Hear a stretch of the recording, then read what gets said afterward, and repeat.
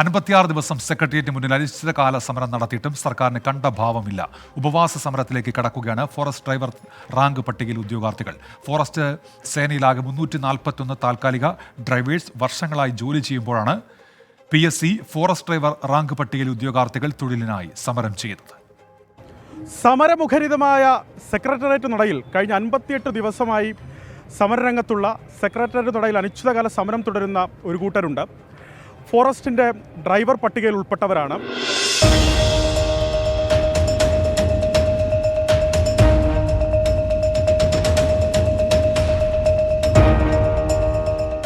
അവർ സമരത്തിനിരിക്കേണ്ട കാരണങ്ങൾ വ്യക്തമാക്കുന്നുണ്ട്, അക്കമിട്ട് നിരത്തുന്നുണ്ട്. കഴിഞ്ഞ 58 ദിവസമായി അവർ ഈ സെക്രട്ടേറിയറ്റ് നടയിലുണ്ട്. 2 ദിവസമായി അവർ ഉപവാസ സമരത്തിലേക്ക് കൂടി കടന്നിട്ടുണ്ട്. ഫോറസ്റ്റ് ഡ്രൈവർ റാങ്ക് പട്ടിക നിലവിൽ വന്നത് 2021 ജൂണിൽ.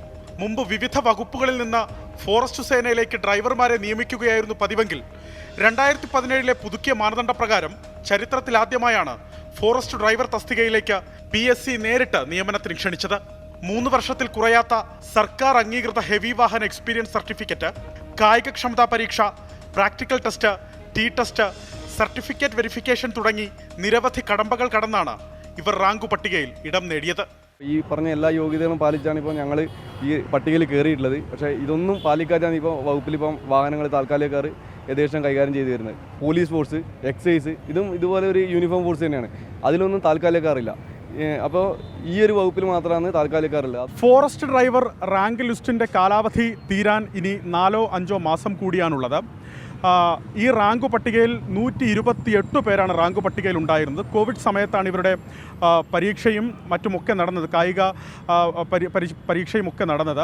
ആ സമയത്ത് കഠിനമായ പരീക്ഷ എഴുതി പാസ്സായി റാങ്ക് പട്ടികയിൽ ഉൾപ്പെട്ടവരാണ്. 128 പേർ ആ റാങ്ക് പട്ടികയിൽ ഉൾപ്പെട്ടു. അതിൽ വിവിധ സമയങ്ങളിലായി 79 പേർക്ക് നിയമനം ലഭിച്ചതായി ഉദ്യോഗാർത്ഥികൾ തന്നെ പറയുന്നുണ്ട്. ഇനിയും പട്ടികയിൽ 45 പേർ അവശേഷിക്കുന്നുണ്ട്. അവർ ഈ സമരമിരിക്കാൻ പ്രധാനപ്പെട്ട കാരണങ്ങളിലൊന്ന് സേനയിൽ 341 താൽക്കാലികക്കാർ വർഷങ്ങളായി ഡ്രൈവർ തസ്തികയിൽ പണിയെടുക്കുന്നുണ്ടെന്നുള്ളതാണ്. നിലവിൽ 682 വാഹനങ്ങളാണ് വനം വകുപ്പിന് കീഴിലുള്ളത്. ഇതിൽ 259 വാഹനങ്ങൾക്ക് മാത്രമേ സ്ഥിരം തസ്തികയുള്ളൂ. ബാക്കി വാഹനങ്ങളിലായി 341 താൽക്കാലികക്കാരാണ് ഡ്രൈവർമാരായി ജോലി ചെയ്യുന്നത്. റാങ്ക് പട്ടികയിൽ അവശേഷിക്കുന്ന ഉദ്യോഗാർത്ഥികളുടെ 8 ഇരട്ടിയോളം വരുമിത്. ജീവിതത്തിന്റെ 2 അറ്റം കൂട്ടിമുട്ടിക്കാൻ നന്നേ കഷ്ടപ്പെടുന്നവരാണ് കഴിഞ്ഞ 58 ദിവസമായി സെക്രട്ടേറിയറ്റ് നടയിൽ സമരം ചെയ്യുന്നത്. ഇതിലൊരു പ്രതീക്ഷ നമുക്ക് നഷ്ടപ്പെടുന്ന ഒരു അവസ്ഥയിലേക്കാണ് വന്നത്. കാരണം എല്ലാവരുടെയും ചില പ്രായം 36-40 കഴിഞ്ഞ ആളുകളാണ് ഇപ്പോൾ ഈ ലിസ്റ്റിലുള്ളത്. വേറെ തൊഴിൽ ഏർപ്പെടാനുള്ള സാഹചര്യമൊന്നും ആളുകൾക്ക് ഇല്ലാത്തൊരു, ഇനിയൊരു പരീക്ഷ എഴുതി ജോലി നേടാനോ അങ്ങനെയുള്ള സാഹചര്യങ്ങളും ഇല്ലാത്ത ആളുകളാണ്.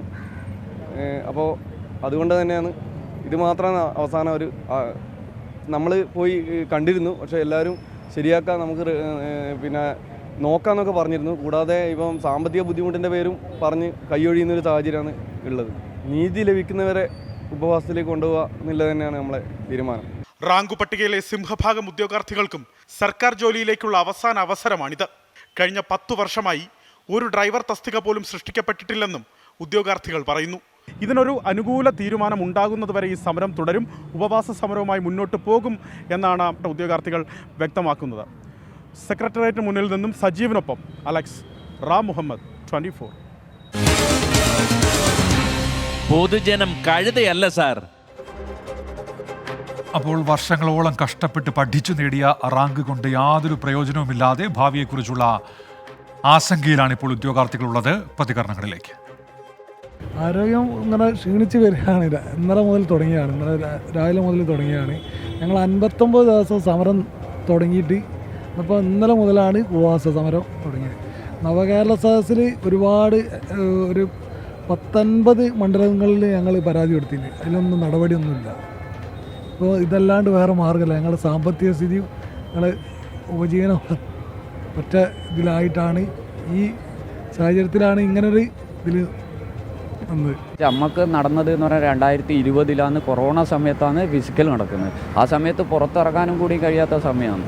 ആ സമയത്ത് അതുകൊണ്ടാണ് ഇത്രയും ചെറിയ ലിസ്റ്റ് വരാൻ കാരണം. ഈ 128 ആൾ എന്ന് പറഞ്ഞാൽ സ്റ്റേറ്റ് വൈഡിൽ 128 ആളാണ് വന്നത്. നമ്മളെ തൃശ്ശൂർ ജില്ലയിൽ 28 ആളേ ഉള്ളൂ, വെറും 28.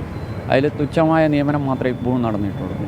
ലിസ്റ്റ് പ്രതീക്ഷ തന്നെ, വേറെ ഒരു ഇനി ഒന്നുമില്ല മുന്നോട്ട്. ഡ്രൈവറാണ്, വേറൊരു കാര്യമില്ല. ഇവർ കാര്യങ്ങളൊക്കെ ഭയങ്കര അബദ്ധമാണ്. ഇപ്പം പണിയില്ല, പണി കുറവാണ്.